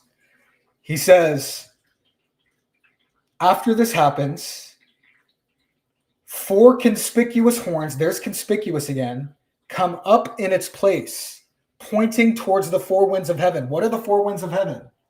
Well, you have north, you have south, you have east, and you have west. So from this broken horn comes 4 horns that are pointing towards the 4 directions. Let me fix that. You have one that goes north, you have one that goes west, you have one that goes east, and you have one that goes south. They point towards the 4 winds of heaven, right? So the horn's broken. You got 4 horns that come up. One of them goes north, one of them goes east, one of them goes west, one of them goes south. And then it's from, here we get to the little horn. Here we get to the little horn. It's from this little horn, or one of these horns, that one of the little horns comes. Out of one of them came a little horn. So this is key right here. This is key because whichever one the little horn comes from is the direction that the little horn comes from. We started in Iran. The goat comes out this way, comes towards the west, towards Turkey. Then the goat comes out to meet him, breaks him, defeats him. His horn breaks and then goes to the north of Turkey, to the west of Turkey, to the south of Turkey, and towards the east. And it's from one of these directions that the little horn arises. Now let me see if this is making sense to everybody.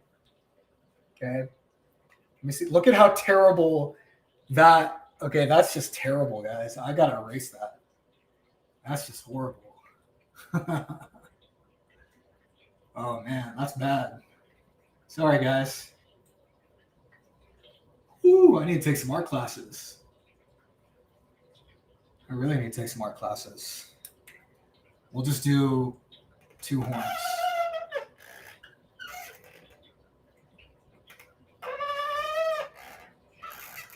There you go. You got 2 horns there. Okay. So boom.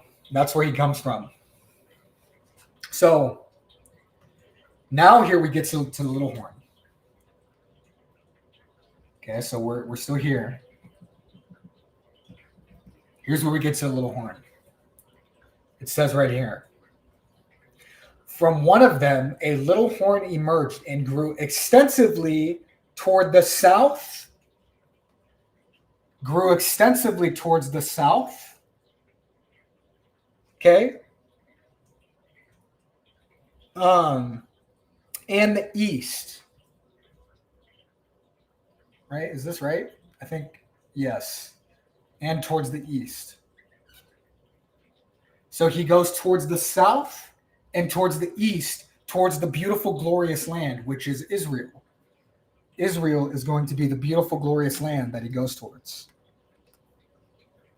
So this is Israel, right? We're going to make a little New Jersey looking. This is Israel.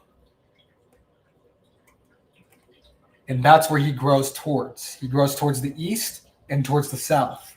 Okay? It grew as high as the heavenly army, made some of the army and some of the stars fall to the earth, and it trampled them. It acted arrogantly, even against the prince of the heavenly army. It revoked his regular sacrifice. So since he's moving in towards Israel, towards the east, what is he going to do? He revokes a sacrifice. Okay? And he overthrew the place of the sanctuary. overthrew the sanctuary. This is the temple, right? Revokes the sacrifice, overthrew the sanctuary. Those are the two things that he does, okay? In the rebellion, the army was given up together with the regular sacrifice. The horn threw true to the ground and was successful in what he did. He said to me, for 2,300 evenings and mornings, 2,300 evenings and mornings.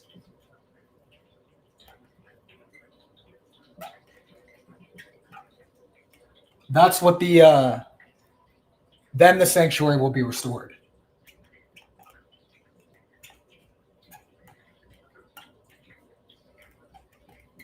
Will be restored. We're going to get into that, what the 2,300 evenings and mornings represent. We'll get into that. Okay? Let's section this off. Right. So that's the vision. That right here, this, what I just gave you guys,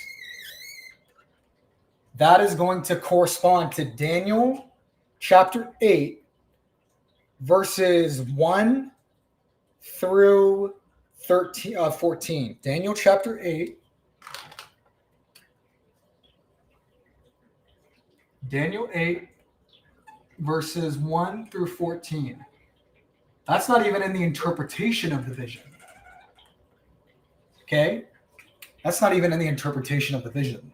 So let me see what's going down. So we got our sections here. This is where we got. And we got what's happening with the directions of where the little horns are growing. That's what we're looking at. Let's see what you guys are saying. What is my position on the rapture? Is it before, middle, or after the tribulation? We could do that one next if we want to encore. Let me know if you guys want to encore. What's my position on the rapture? Is it before, in the middle, or after the tribulation? It is after. And I can show you guys on the whiteboard if you want. Okay? Just because I'm in the mood. Oh, Amber Torres says, looks great. 20 super chat. Let's go, Amber Torres. Appreciate it, sister. With the super chats. All right. Just making sure we didn't get any other super chats before we continue. We got a lot of comments in here, guys. A lot of comments. Okay. So now we're going to get into the interpretation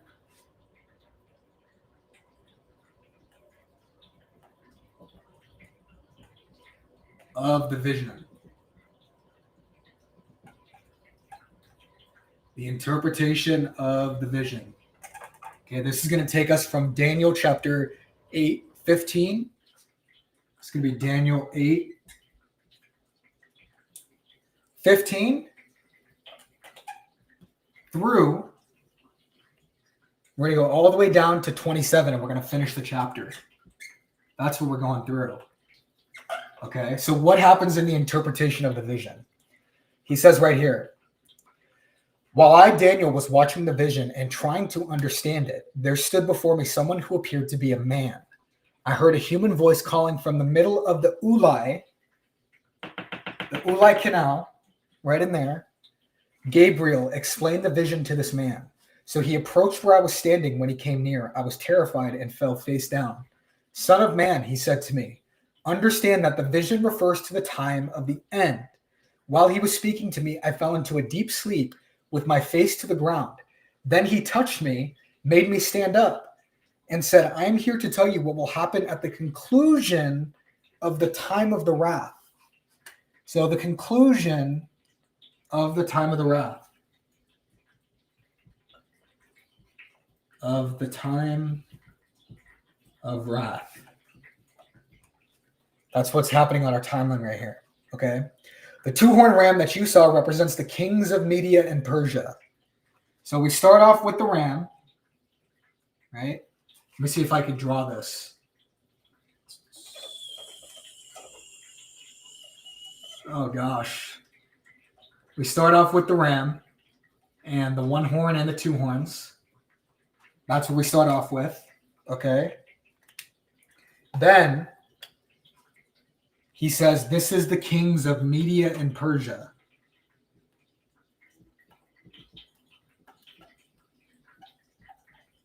Which is modern day Iran. That's what it is. It's modern day Iran. These are the kings of Media and Persia. Then he said, the shaggy goat represents the king of Greece. So now we have the goat, right? The goat represents, with the conspicuous horn, the king of Greece. Where'd I put my black pen? Right here. The king of Greece. Now again, this is Yavon. This is Ionia. This is Turkey, Greece, the same region that we went over here. That's where he's from. He's from here. Pergamus is where the throne of Satan is. Okay? The king of Greece, Yavon. That's the second thing on the timeline. Okay? The second thing on the timeline. And then he says, the large horn between his eyes represents the first king. The four horns that took place of the broken horn represent four kingdoms. So you got four horns. Next on the timeline, remember, they're pointing, one's pointing north, one's pointing east, one's pointing south, and one's pointing west. The four horns represent four kingdoms. So four kingdoms will come out of Turkey, right? That's what we have to establish, is since we know that Greece, Yavon, is Turkey, that's the goat. Four kingdoms will come out of Turkey, right? Towards the entire Middle East. So if we have a map, let's say we have a map. This is the entire Middle East. Okay, we have our map. This is the entire Middle East. Here you got Turkey. Here you got Iran. You got Saudi Arabia. You got Israel. You got Iran, or you got Syria. You got Iraq. You got Jordan. You got Egypt. We're just going to pretend like that's a functional map, okay? And he said, these four horns represent four kingdoms. So since the goat comes from Turkey, you're going to have four kingdoms that come out of him represented as horns. Okay? And then it says in verse 23, near the end of their kingdoms, when the rebels have reached the full measure of their sin, a ruthless king skilled in intrigue will come to the throne. His power will be great, but it will not be his own. He will cause outrageous destruction and succeed in whatever he does. He will destroy the powerful along with the holy people.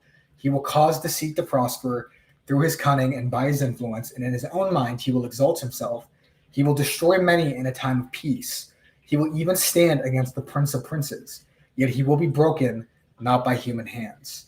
The vision of the evening and the mornings that has been told is true. Now you are to seal up the vision because it refers to many days in the future. I, Daniel, was overcome and laid sick for days. Then I got up and went about the king's business. I was greatly disturbed by the vision and could not understand it. So that's what's happening on the timeline. From the four kingdoms, from one of these kingdoms, one of these comes what? The little horn. Comes the little horn. So that's essentially, we start off with Iran, conclusion of the time of the wrath. We get to Greece. We get four kingdoms coming out of Turkey. And then we get one of the kingdoms being essentially the little horn. Now I want us to go back to this. Let's go back to this. So remember, when the horn is broken, they go to the four winds of heaven north, east, south, and west. And then it says he grows great towards the east, towards Israel, and then he grows great towards the south. So he therefore has to be either west or north of Israel, which is why he's probably going to be a coalition within Turkey or Assyria, which is you have north of Israel, right? You have right here, you have Israel. Here's Israel. You have north, east, west, south. And if he's coming in, if he's growing towards the east and towards the south, oh, sorry, this is south right here. That means he's growing this way.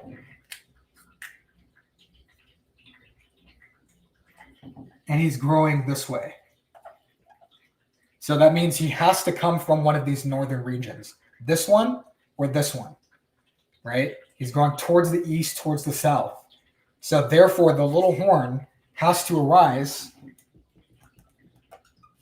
from Turkey, Iran, or northern region. That's why he's called the King of the North. He's literally called the King of the North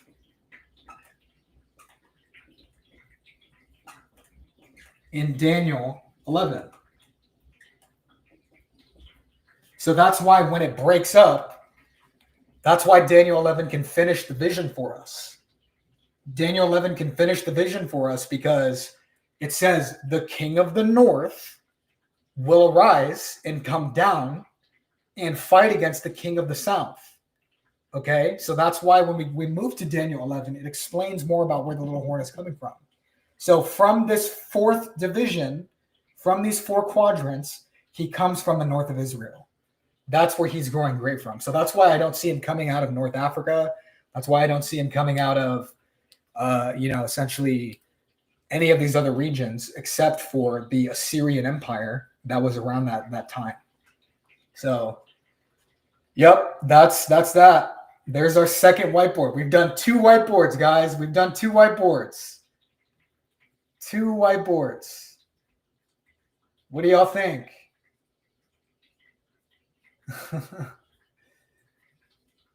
Amber Torres says, looks great. That's awesome, Amber Torres. She's a day one supporter, man. Now, do we want an encore? Because it looks like a lot of people are.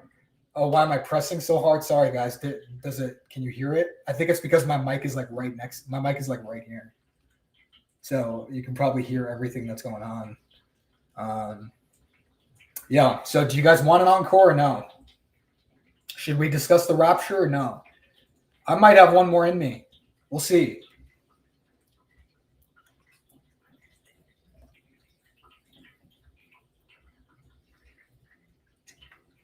We got 84 people in the live. 84 people in the live. Let's do this. I'll answer some of you guys' questions. If I get one more super chat, we'll do one on the rapture. Because it's going to take around 30 minutes. That's going to be a long time. So if I get one more super chat, let me know. A $5 super chat. I'll go ahead and continue. Because these are not easy to make.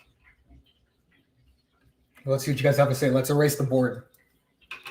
While I erase, we'll see what you guys have to say. Yeah, does that make sense? Lily says, love it, Jericho. Encore always. Hit that like button, guys. Whiteboards are awesome. I love me some whiteboards.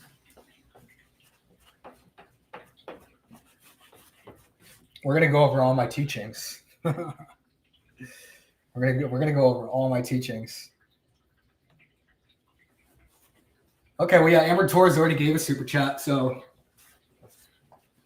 I appreciate it, Amber. Man, I need to get some coffee or something, guys. Oh, we got one from Gina. All right, Gina. We got Midnight Cry Ministries. Amen. All right. Looks like we are going live on the Rapture. So, 5 USD. I appreciate it, James. Appreciate it, guys. You guys are awesome. This is absolutely great because these do take a minute to make. Let's see if you guys have any questions. The last empire was the Ottoman Empire. There will be 7 horns. Out of the 7th will grow 3 horns, and a little horn will grow, which was and is not. That I disagree with, but that's a whole nother live. That's a whole nother live. So we're about to do the Rapture. Let me know if you guys have any questions on the Rapture. Carmen with a 10. That's awesome. I appreciate it, Carmen. Love you guys. So yeah, it looks like you guys really want me to keep going. So let's what's up, Raphael? How you doing, brother? This is the man that came on and was doing the Rapture. So it looks like he changed the name. We need to have this brother on because he speaks about the Rapture a lot in his videos or in his comments. So let's do the Rapture. Okay. Let's do the Rapture. Yeah, you're right. Let's do another 2-minute break. So I'll do another 2-minute break. I'll get freshened up, guys, and then we'll do when is the Rapture?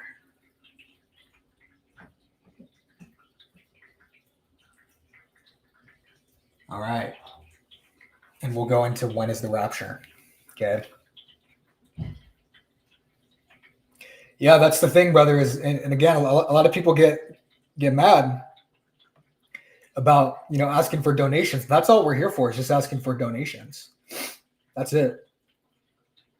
This helps. We're in full-time ministry, so donations help. But if you disagree with what I'm saying, let me know down below what it is that you disagree with. But I think we're ready to go. So when is the Rapture? You essentially have 3 different views. Okay? You have 3 views. This is what's known as post-tribulation, mid-tribulation,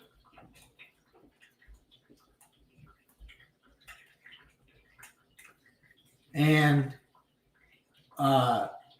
post-tribulation, mid-tribulation, and you got pre-tribulation. Now, pre-tribulation, this is going to be the view that, what's his name? The Left Behind series. So the Left Behind series is pre-tribulation. Holds to this view. And it's essentially the view of what's known as the secret rapture. Right? It's the secret rapture where Christ is going to come secretly and snatch us before the tribulation happens, before the tribulation, and that's what's going to take place. So we're going to put on here 3 timelines, 3 separate timelines. Okay? 3 separate timelines. These are your 3 timelines. So you got pre-tribulation,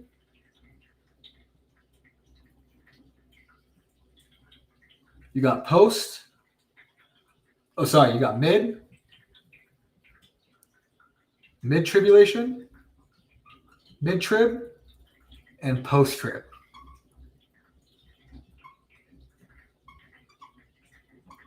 Okay, that's the timelines that we're working with. So let me fix that so it looks a little bit better. Real quick.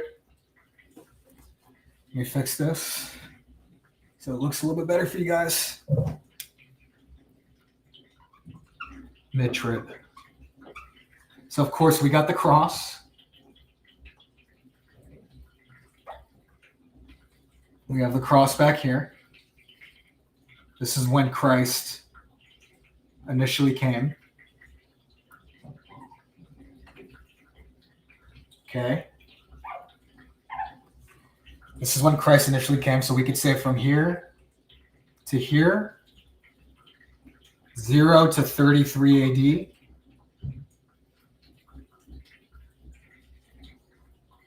0 to 33 AD. Okay.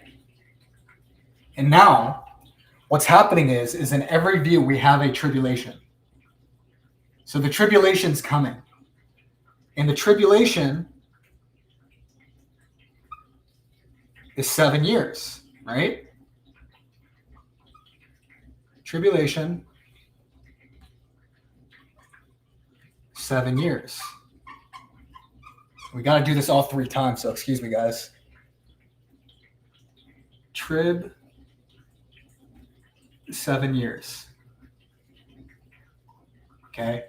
Now, what happens is depending on whether you are pre, post, or mid, depends on where you think we are going to be raptured in relation to the tribulation. So if you think pre, we're getting raptured before it hits. Before the tribulation. We'll put the tribulation as like a star, because that's kind of the North Star, right? Tribulation here.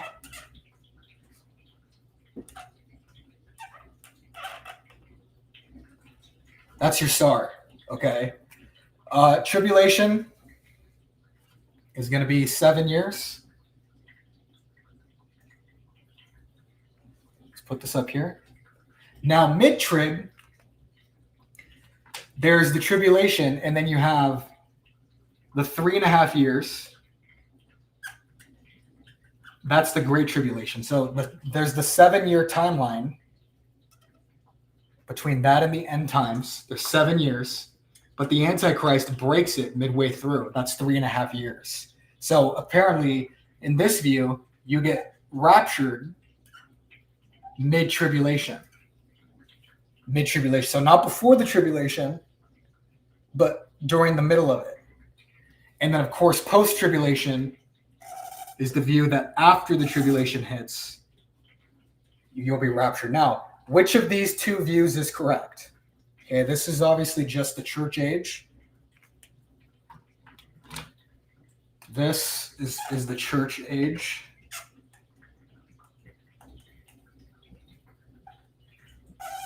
Make it look nice and pretty for you guys. Church age.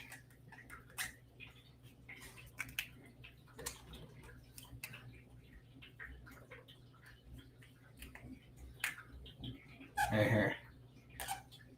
Church age. Okay. So you'll be raptured after the tribulation. After. So what does the Bible say? That's the question, is which view is correct? Because everybody has a view, and for the majority of our society, people have said the pre-tribulational view is the correct one. Why is that? It's because of a guy named C.S. Scofield. So you have this guy, C.S. Scofield, who made the Scofield Bible.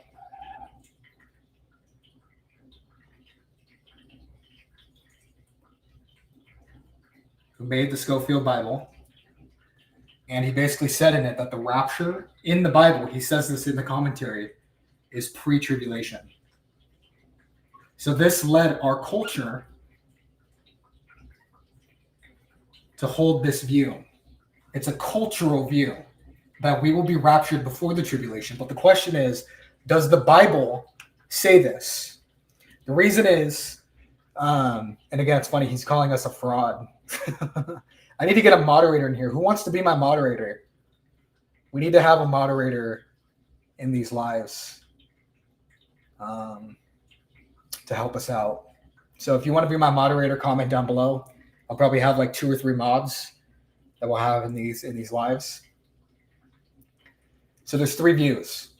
Okay. C.S. Scofield comes out and says the pre-trib rapture is biblical. It's in the Bible that everybody had back in those days. Therefore, the secret rapture is the cultural view. Secret rapture. And what they do is they go to Matthew 24 and they go to Matthew 24, which says, I'm going to get it up right here.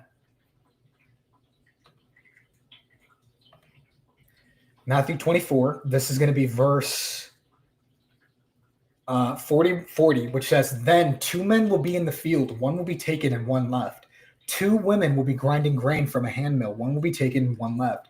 Therefore, be alert, since you don't know what day your Lord is coming. But know this, if the homeowner had known what time the thief was coming, he would have stayed ready and not let his house be broken into. This is why you're also to be ready. So they're like, look, one person's taken, one person's left. Therefore, that's a secret rapture. Therefore, he's coming in the middle of nowhere, and he's going to rapture us up secretly. However, they're missing something, and they're missing the clear timeline that Jesus gives in Matthew 24. Okay, we're going to go to Matthew 24.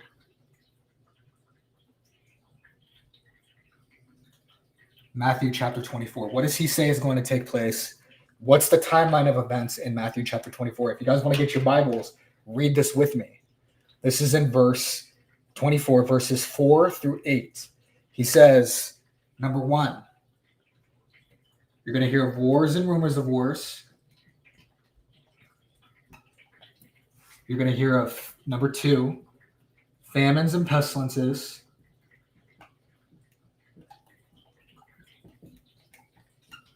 Number 3, you're going to hear of earthquakes.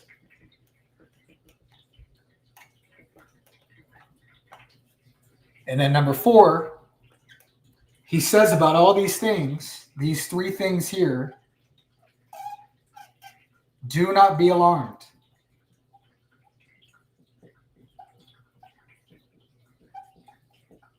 For these are the beginning of the birth pangs. These are the beginning. Do not be alarmed at these things. Okay? Then what he says, what do you have to be alarmed about? He says all of these events 1, 2, and 3 are the beginning of the birth pangs.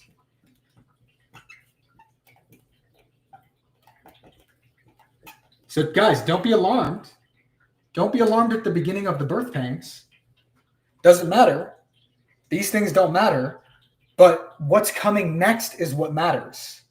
What happens? He says, and I'm going to write this down for you guys. In verse 9, you can look at it in Matthew 24. Then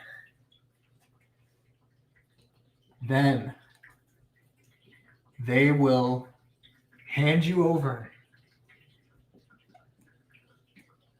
to be persecuted. Okay, there it is. Then they will hand you over to be persecuted. So what happens in number 4? Persecution. Then what happens? What happens after persecution? A falling away. A falling away happens. Falling away. Clear as day. Then many will fall away, betray one another, and hate one another. Many false prophets will rise up and deceive many, because lawlessness will multiply. The love of many will go cold, but the one who endures to the end will be saved. So, because of the persecution and the falling away, the one who endures to the end, the one who endures, will be saved. So are we, if the pre-tribulational rapture view is correct, if that's what's correct here, why does he say the one who endures to the end will be saved? Why does he say they will deliver you to persecution? There will be a great falling away. Clearly that doesn't make sense with what's happening here. We're saying, oh, we're going to miss the tribulation. Okay, so clearly pre-tribulation is a false view. It's just false. It's incorrect. It's a false view. And a lot of times you'll see a lot of people will say, look, oh, the church in Revelation, will essentially, they're not seen in Revelation 4. So therefore that's proof. That's not proof, guys. That's conjecture.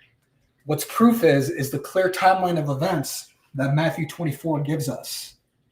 The one who endures to the end will be saved. Okay? So that's that.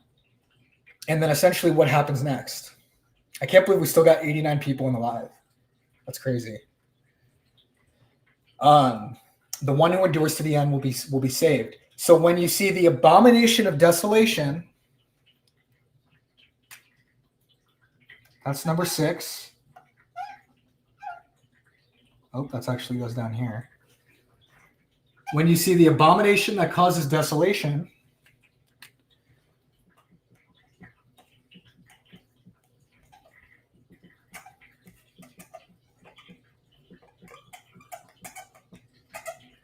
let the reader understand, spoken of by the prophet Daniel, then let those who are in Judea flee to the mountains.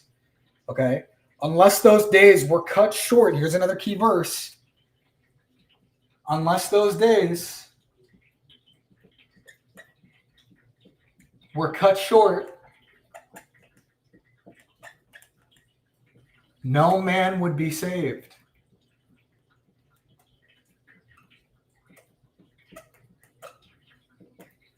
So if those days were not cut short, no man will be saved, even the elect.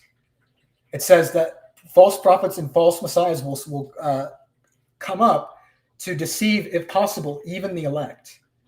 For as lightning comes from the east and flashes as far as to the west, so will be the coming of the Son of Man. And then here's where the final part of our timeline gets us to. Oh, excuse me, guys. Trying to make it pretty for y'all. 6, 7. What's the last thing that happens after the distress of those days? Distress of those days. What happens after the distress? What's the distress? It's the tribulation. What happens after those days? Well, the sun will be darkened. The sun darkened. The moon will not give its light.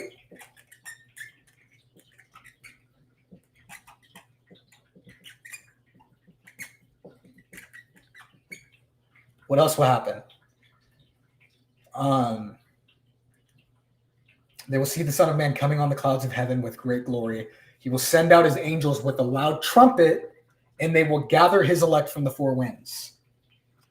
So what happens after the abomination that causes desolation, after the persecution of those, immediately after the distress of those days, comes the return of Christ and are being gathered together with him. So clearly, Jesus is speaking about a post-tribulational rapture. That's what he's speaking about here. It's post the tribulation, after the distress of those days. The sun will be dark and the moon will not give its light. Then you will see the sign of the Son of Man coming on the clouds of heaven. Heaven and earth will pass away, but my words will never pass away. That's what's happening here. So there's no mid-trib. We're not out in the middle of the tribulation. Not in the middle of the distress of those days, does it say. Nor does it say before the distress of those days. It says after the distress of those days. Therefore, that's post-tribulation. Now, there's so many other proof texts. There are so many other proof texts to this. Not just this one. There's 2 Thessalonians. There's other proof texts. Okay? But that is essentially the greatest one. So hopefully that makes sense, guys. Man, I'm going. So I want to see, I asked a question about who wants to be my moderator. Let's see here.